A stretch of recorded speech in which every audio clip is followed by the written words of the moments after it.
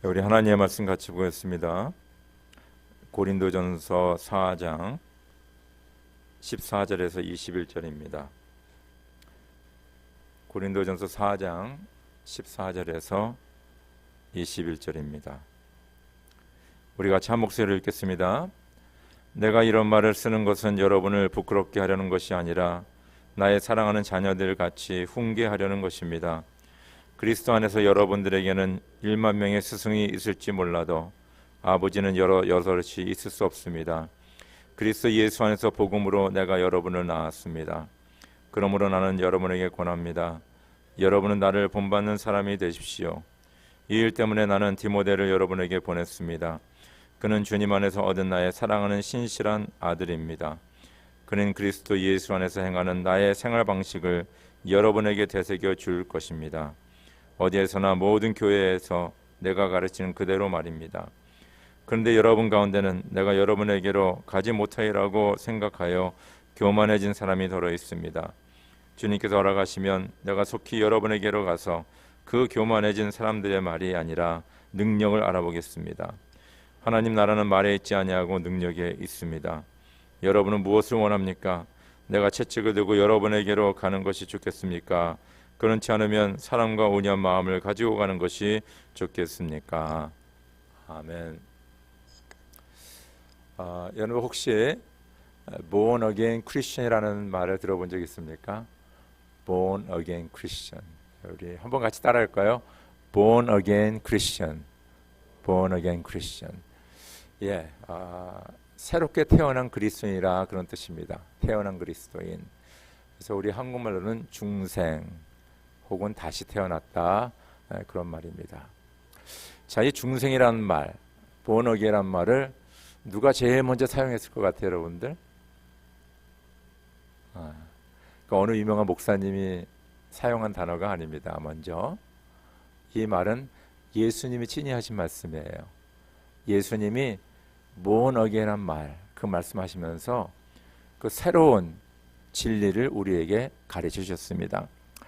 요한복음 3장에 보면 한밤중에 유대인의 지도자 니고데모가 예수님을 찾아옵니다. 예수님은 말씀을 잘 전하시고 예수님은 선생님이시고 아주 그냥 그 칭찬을 많이 하죠. 그러나 예수님은 왜 그가 자기를 찾아왔나를 아셨어요.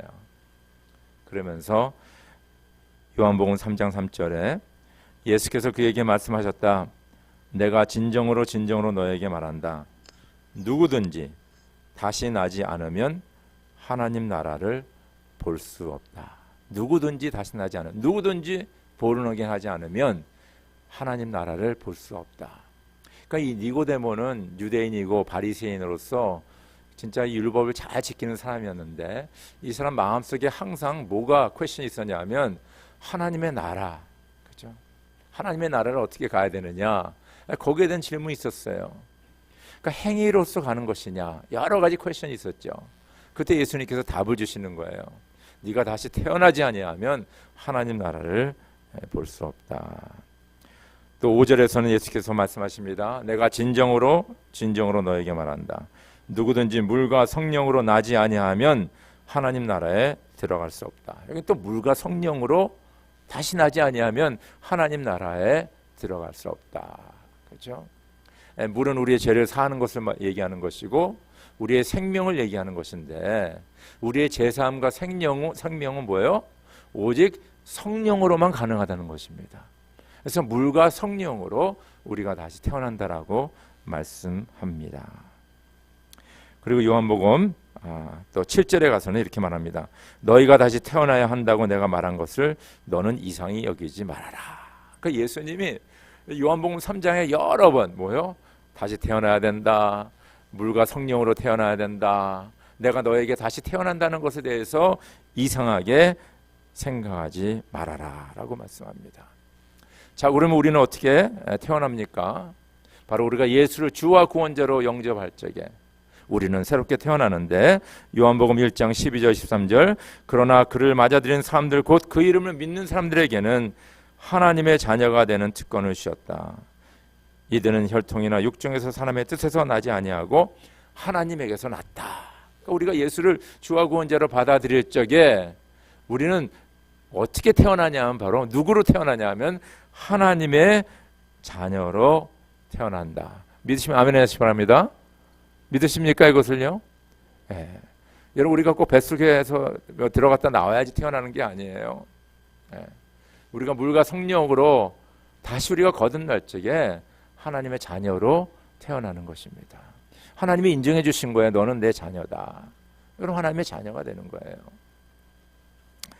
여러분들 우리가 주 안에서 다시 태어난 것을 누가 증거하고 있습니까?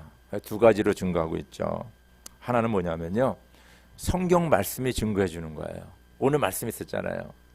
영접하는 자 곧 그 이름을 믿는 자들에게는 하나님의 자녀가 되는 권세를 주셨다. 그렇죠? 우리가 다시 태어난 것을 말씀하고 있습니다. 하나님의 자녀가 된 것을 얘기하는 거예요. 그러니까 성경이 우리의 증인이에요. 옆에 있는 사람이 증인이 아닙니다. 뭐 어떤 저기 멀리 있는 사람이 증인이 아니에요. 성경이 testifies that you are born again. 여러분이 다시 태어난 것을 성경이 증명해 줍니다. 두 번째는 뭐가 증명해 주냐면 바로 우리 안에 계시는 성령께서 증거해 주십니다. 놀랍죠? 뭐 성령께서 뭐 어떤 뭐 비디오를 틀어준다든가 뭐 어떤 뭐 글을 남긴다든가 뭐 그런 게 아니에요. 그러나 우리가 예수 믿을 적에 우리 안에 들어오신 성령께서 계속해서 우리들을 향하여서 너는 나의 자녀다.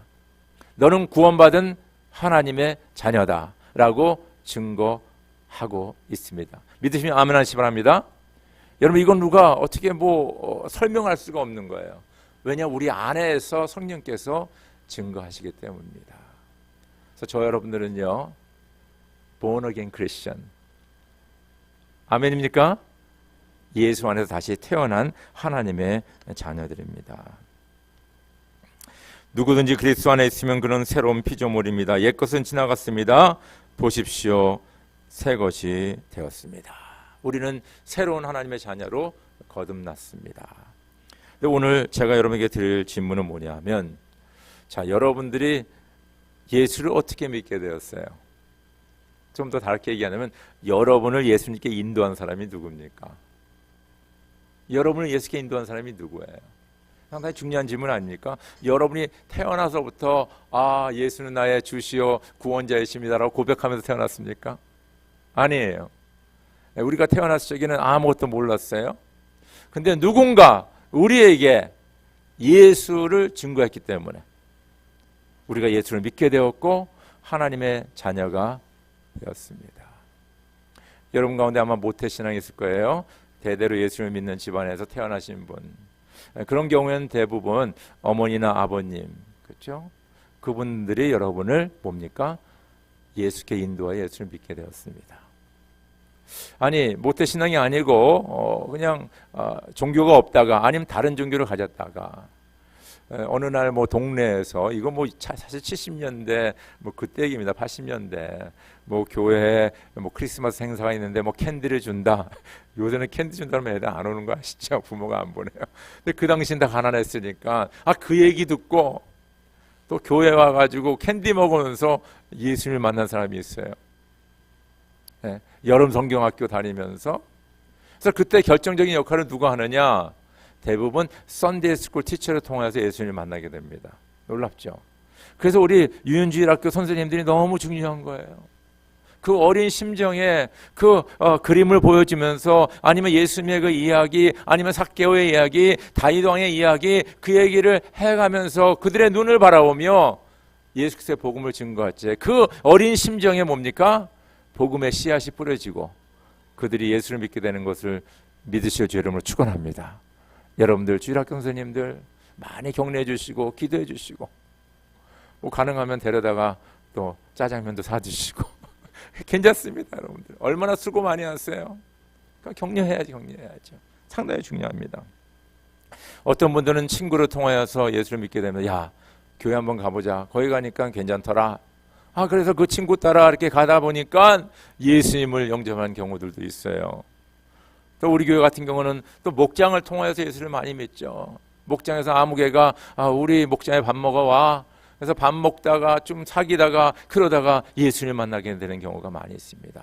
중요한 것은 somebody 누군가가 저와 여러분들을 주님께 인도했다는 거예요. 그분이 바로 저와 여러분을 낳아준 영적 아버지인 것을 꼭 아시기를 주님으로 축원합니다. 누군가, 그렇죠? 누군가가 나를 주님께 인도했어요.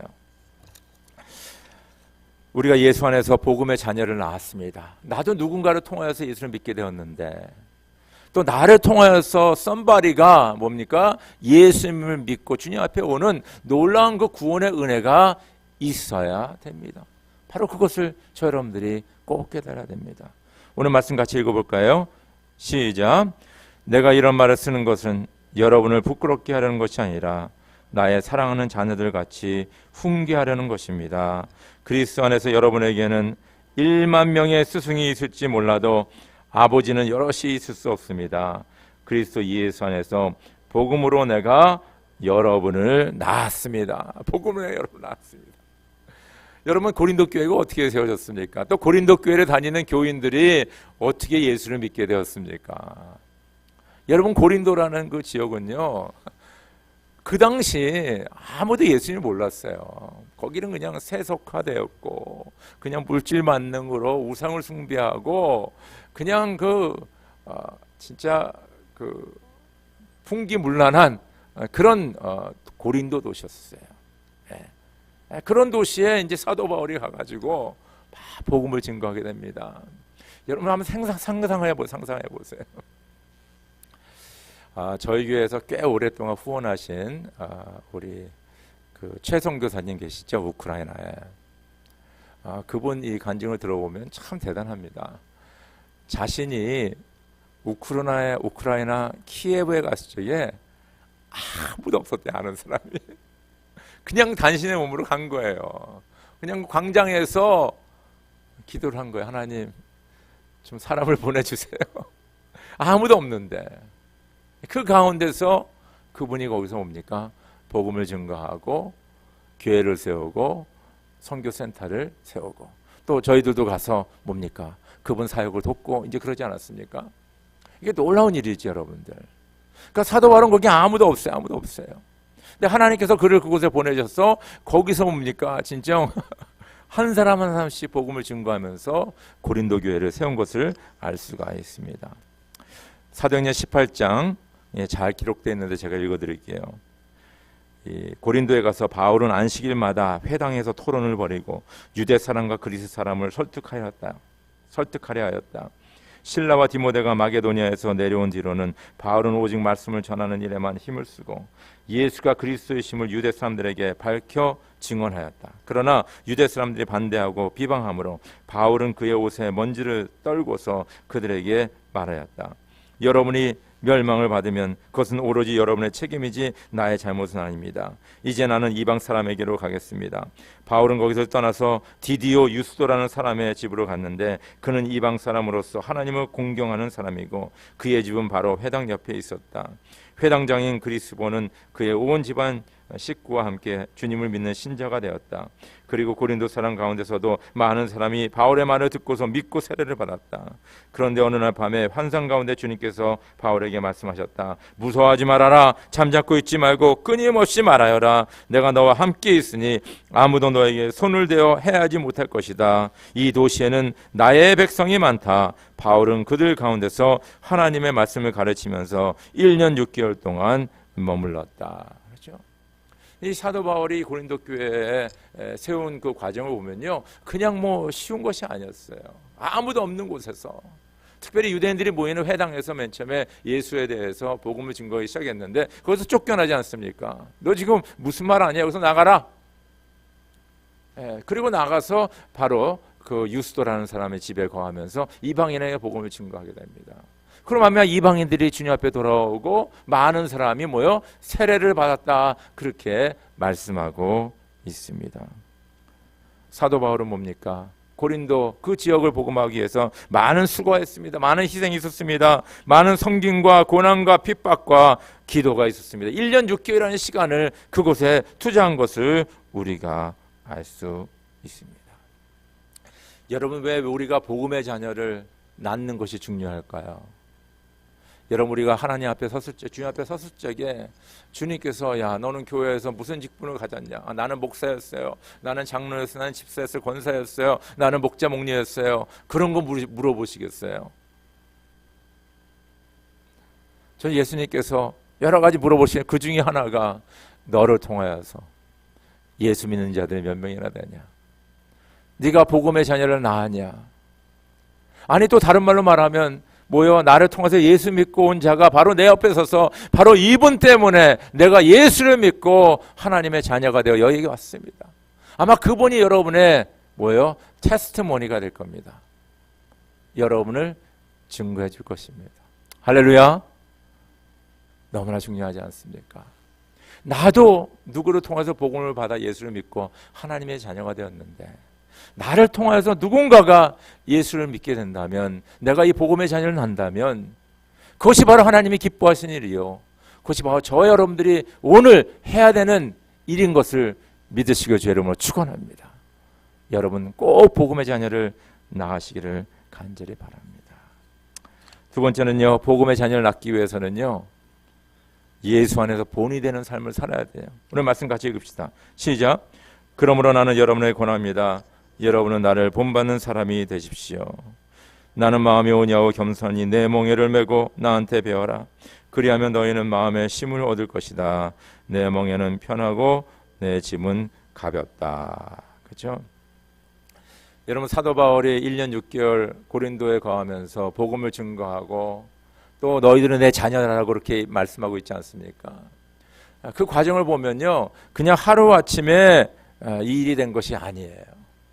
우리가 전도하는 방법이 많지 않습니까? 뭐 전단지를 들고 마켓 앞에서 뭐 나눠주는 것이 있고, 또 이 길거리에 서가지고 예수는 하나님의 아들이고 구원자고 주님이십니다. 예수를 믿으시오. 그렇게 마이크 대고 얘기할 수 있습니다.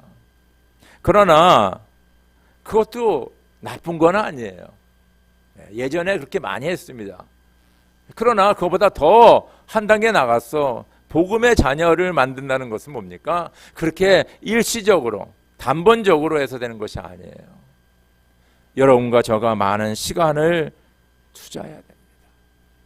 많은 노력을 해야 됩니다. 많은 희생을 해야 됩니다. 시간이 필요한 거예요. 그래서 우리가 복음의 자녀를 낳기 위해서는 뭡니까? 시간을 투자해야 돼요. 시간. 같이 삶을 나눠야 됩니다. 두 번째는 뭐냐면요, 우리가 말로도 복음을 증거하지만은 내 삶을 통하여, 그래서 사도 바울이 내게 본을 받으라 그러죠. 본을 받으라. 내 삶을 통하여서. 그러니까 나의 언행심사, 나의 삶을 통하여서 나와 함께 시간을 보내는 그 사람이 뭡니까? 예수님을 만나게 되는 거예요. 그래서 내 삶을 보여주는 거예요. 세 번째는요, 가끔가다 우리의 삶에 어떤 특별한 상황들이 생기거든요. 극한 상황들, 어려운 상황들. 사람들이 보기에 저 사람이 저런 상황에 처했는데 어떻게 말하고 행동을 할까 주시하는 그런 때들이 찾아오게 됩니다. 그때 저 여러분들이 하나님의 자녀로서 어떻게 말하느냐, 어떻게 행동하느냐가 그것을 바라보는 그 사람에게 엄청난 감동이 될 수가 있고, 또 엄청나게 뭡니까? 실망이 될 수도 있는 거예요. 무슨 말인지 알겠죠? 평상시에는 다 괜찮지 않습니까? 그냥 잘 살고 일도 하고 뭐 운동도 같이 하고 취미생활도 같이 하고 뭐 등등 그렇습니다. 그러면서 잔잔하게 그 사람에 대해서 알게 되는 거죠. 그러나 어떤 특별한 상황 속에서 그 사람을 가만히 보이는데, 야, 이 사람은 뭔가 틀리구나. 이 사람이 이 가운데 기도하는구나. 이 어려운 가운데 그래도 얼굴에 웃음이 떠나지 않는구나. 이 상황을 극복하는구나. 이것을 보면서 사람들이 감명을 받는 거예요. 여러분 어려운 일 있을 때 똑같이 된 사람들 찡그리고 뭐 그냥 욕하고 막 그냥 남을 저주하고 판단하고 그러면 여러분 그 사람들 쟤 나랑 똑같네. 내가 뭐 예수를 믿어야 무슨 소용이 있어. 이렇게 돼버리는 거예요. 그래서 어떤 상황 속에 있을 적에 저 여러분들이 우리의 언행 심사가 달라야 됩니다. 꼭 기억하시 바랍니다. 마지막으로는요, 이건 보이지 않지만은 내가 그 안 믿는 영혼을 위해서 얼만큼 기도하고 있는가. 이건 보이지 않아요. 이건 사람들이 볼 수가 없어요. 그러나 우리들의 기도를 통해서 그 영혼의 마음을 하나님께서 움직여 주시고 그가 주님 앞에 오는 것을 믿으시기 주의 이름으로 축원합니다. 시간이 필요합니다. 우리의 삶으로 나타내야 됩니다. 그리고 극한 상황 속에서 나의 언행 심사가 예수 그리스도의 모습을 나타내야 됩니다. 그리고 무엇보다도 그를 위해서 기도할 적에 그가 주님 앞에 오는 거야. 영적 자녀를 낳는 거야. 이게 시간이 걸리는 것이냐. 오늘 주님께서는 너희는 내 멍에를 베고 나에게 배우라. 멍에를 맨다는 건 뭐예요? 같이 생활하는 것에 얘기하지 않습니까? 같이. 그리고 그 가운데 그 사람이 뭡니까? 그 사람 뭡니까? 예수 그리스도를 그 삶을 통해서 배우게 되는 것을 말씀하고 있습니다. 그것이 바로 예수님께서 복음의 자녀를 낳는 그 방법이었어요. 사도 바울도 마찬가지고. 그래서 예수님께서 제자들과 3년을 모여 동고동락하지 않습니까? 그 가운데 그 제자들이 뭡니까? 예수님의 자녀가 되는 거예요. 똑같습니다. 그래서 교회에서도요, 참 이 소그룹 목장이 중요한 거예요. 목장을 통하여서 아주 가깝게 사람을 만나게 되잖아요. 그리고 그 사람이 말하는 거, 행동하는 거, 얼굴 표정 그런 걸 다 보게 되지 않습니까? 그러면서 예수님을 만나고 그를 통하여서 하나님의 자녀, 복음의 자녀가 낳는 것을 믿으시오 주의 이름으로 축원합니다. 세 번째는 뭐냐면요, 사도 바울은요 그냥 복음의 자녀를 낳는 것에 끝나지 않고 그 복음의 자녀가 자기와 같이 말하고 행동하고 복음을 증거하는 그런 일꾼으로 거듭나는 것, 거기까지 간 것을 우리가 알 수 있습니다. 오늘 말씀 같이 한번 읽을까요? 시작. 이 일 때문에 나는 디모데를 여러분에게 보냈습니다. 그는 주님 안에서 얻은 나의 사랑하는 신실한 아들입니다. 그는 그리스도 예수 안에서 행하는 나의 생활 방식을 여러분에게 되새겨 주실 겁니다. 어디에서나 모든 교회에서 내가 가르치는 그대로 말입니다. 그런데 여러분 가운데는 내가 여러분에게로 가지 못하리라고 생각하여 교만해진 사람들이 더러 있습니다. 주님께서 허락하시면 내가 속히 여러분에게 가서 그 교만해진 사람들의 말이 아니라 능력을 알아보겠습니다. 하나님의 나라는 말에 있지 아니고 능력에 있습니다. 쭉 읽읍시다. 그러므로 너희는 가서 모든 민족을 제자로 삼아서 아버지 아들과 성령의 이름으로 세례를 주고 내가 너에게 명령한 모든 것을 그들에게 가르쳐 지키게 하여라. 보아라, 내가 세상 끝날까지 항상 너희와 함께 있을 것이다. 사도 바울에게는 자기가 영적으로 나온 디모데가 자신의 분신이에요. 사도 바울은 어떤 사정 때문에 지금 고린도를 못 가고 있는 거예요. 근데 지금 고린도 교회에 여러 가지 이슈가 있기 때문에 누군가 와서 그 교회를 바로 잡아줘야 되는데 사도 바울은 대신 디모데를 보냅니다. 디모데. 그래서 오늘 말씀 보니까 디모데가 나의 생활 방식을 여러분에게 되새겨 줄 것입니다. 아마 사도 바울이 1년 6개월 같이 있으면서 그 보여준 그 사도 바울의 그 경건의 삶에 대해서 사람들이 다 잊어버린 것 같아요. 그러니까 뭐 다른 일도 하고 뭐 우상 숭배도 하고 서로 싸우고 뭐 그런 일들이 지금 교회 안에 이루어지는 거 아닙니까? 그러니까 이 디모데가 가서 내 생활 방식을 다시금 여러분에게 되새겨 줄 것이다. 두 번째는 모든 교회에서 내가 가르치는 그대로 말입니다. 여러분, 사도 바울의 그 생활 방식은 뭡니까? 우리가 사도 바울의 서신을 통해서 알 수 있겠죠. 또 사도행전의 사도 바울의 행적을 통해서 알 수 있겠죠. 사도 바울은요 바리새인이었어요. 바리새인들의 중요한 게 몇 가지가 있는데 첫째는 뭐냐면 하나님 앞에 나와 예배드리는 거야. 예배드리는 거. 그들은 주의 성전에서 예배드렸습니다. 두 번째 바리새인 중요한 것은 뭐냐면요 하나님의 말씀이었어요. 하나님의 말씀. 사도 바울 하나님 앞에 나와 예배드리는 것, 말씀. 그리고 사도 바울은 기도 생활을 많이 했죠. 하나님 앞에 나와 기도하는 것. 사도 바울은 남을 섬기기를 좋아했어요. 많이 섬겼습니다. 사도 바울은 많이 희생했어요. 봉사했어요. 그리고 다른 사람들을 많이 축복했습니다. 그러니까 그것이 사도 바울의 일상생활이었어요. 그래서 내 생활 방식을 디모데가 너희에게 되새겨 주리라. 그 말은 뭐냐면 디모데는 사도 바울의 신실한 복음의 자녀일 뿐만 아니라 사도 바울의 분신이 돼서 고린도에 가서 디모데가 뭡니까?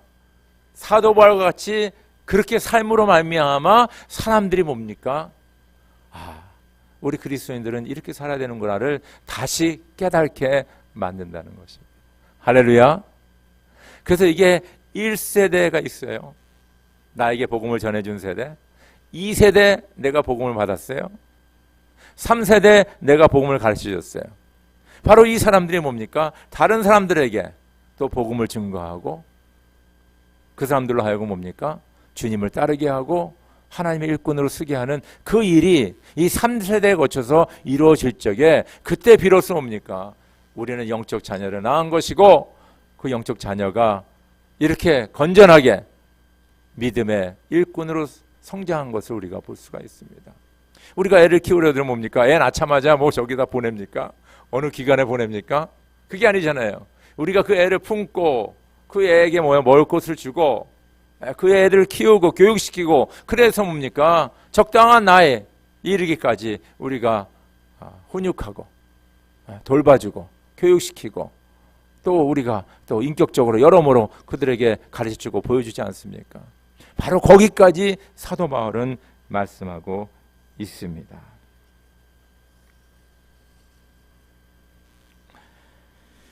여러분 빌리그레엄 목사님 집회 한번 참석하신 적 있나요? 네, 저도 한 3번 참석한 것 같아요.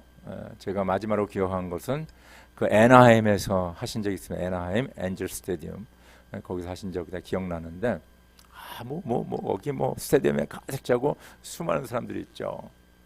그래갖고 그냥 이 빌리그레엄 목사님 하나님의 특별한 그 은사를 주신 분입니다. 그래서 그분이 막 말씀을 준 거, 그분의 또 말씀 아주 심플하잖아요. 근데 그 복음의 말씀을 듣고 사람들이 감명을 받는 거예요. 그래서 그 빌리그레엄 목사님이 이제 말씀 끝 부분에 예수 영접하고 싶은 사람들 앞으로 나오세요. 그러면 이제 훈련받는 사람들이 이제 다 거기 가는 거 아닙니까? 가서 나온 사람들에게 뭡니까? 또 전단지도 주고 그들이 어느 로컬 처치에 소속할 수 있도록 그런 조치를 취하게 됩니다. 근데 그분이 한번 말씀 전하면요, 진짜 몇천 명이 그냥 내려오는 거예요. 거기는 스타디움 크기 때문에 이 마이크로 이 스피커로 들리는 게 잘 안 들릴 때도 많고 그러는데 somehow 하나님께서 역사하셔서 많은 사람들이 예수님을 영접하고 거기 내려오게 됩니다. 놀라운 일을 하신 분입니다.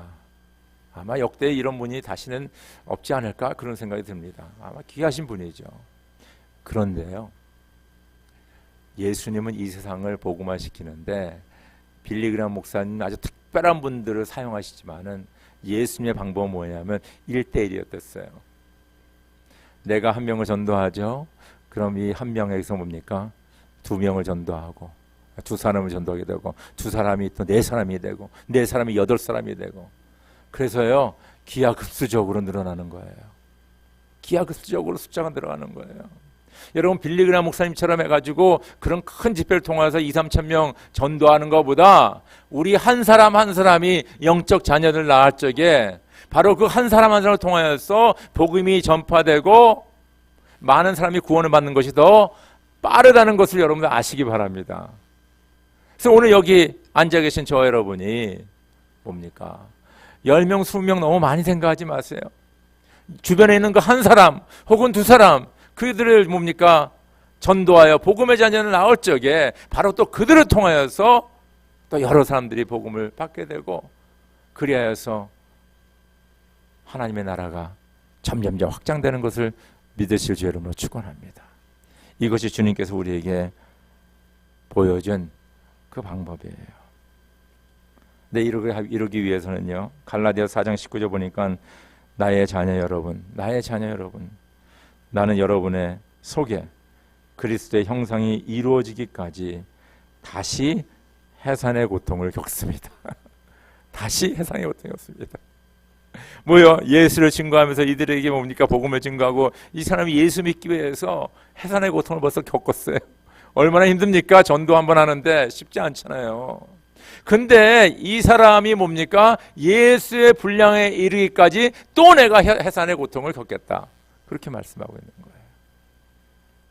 우리가 복음의 자녀를 낳는 것은 내가 전도해서 교회에 데려와서 이분이 예수 믿고 세례받는데 끝나는 것이 아니라 바로 이분이 뭡니까? 주 안에서 하나님의 일꾼으로 성장할 때까지 그를 인도하고 그를 뭡니까? 보호해주고 가르쳐주고 함께하고 희생하고 수고하고, 바로 그것을 오늘 사도 바울은 말하고 있습니다.